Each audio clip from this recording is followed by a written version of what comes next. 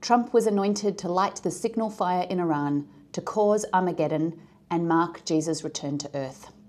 According to numerous reports and in fact complaints from the US military, this is a claim that a leader used in addressing the military recently to justify the war in Iraq. I'm Robin Whittaker, a biblical scholar and public theologian, and a specialist in the book of Revelation, which was quoted a lot during this speech. So let me break down some of what's going on here for you. The first thing to say is that the book of Revelation dates to the end of the 1st century, and it's a piece of resistance literature. It's written by Christians who are a tiny minority, and it offers a really harsh critique of the Roman Empire.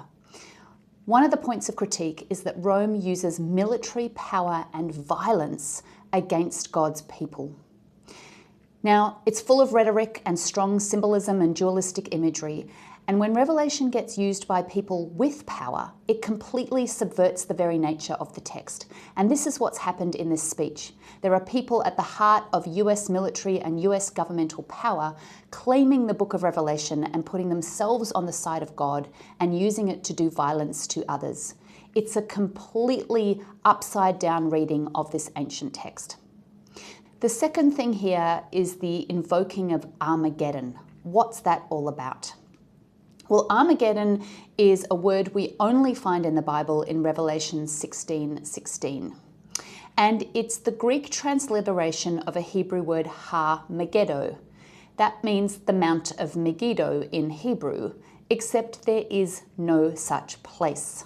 There is a plain of Megiddo, and that is referenced many, many times in the Hebrew Bible, and it's the site where several battles took place.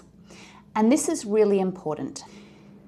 In the Christian worldview we're seeing in parts of America right now, and at the heart of the Trump government and US military, is this idea that we are in the last stages of human history and that there will be a final cosmic battle at Armageddon that will usher in Jesus Christ. And in the most dangerous expressions of this belief is the idea that they themselves, the US military and these actors, will be the ones who help usher in Jesus' return through creating conflict and war in the Middle East. But back to Armageddon. In Revelation 16, the reference to Armageddon is clearly symbolic. It's part of a passage that talks about frogs coming out of the mouths of a dragon that turn into demons who gather the kings of the earth to battle God. It's highly symbolic and violent rhetoric trying to make a point in the ancient political rhetorical culture of its time. For that to be applied literally today is just, quite frankly, utter nonsense. But it's the kind of weaponization of the Bible we see in white Christian nationalism, and it really needs to be called out. I hope this helped unpack a little bit of the theology that lies behind those claims we heard in the US military context recently.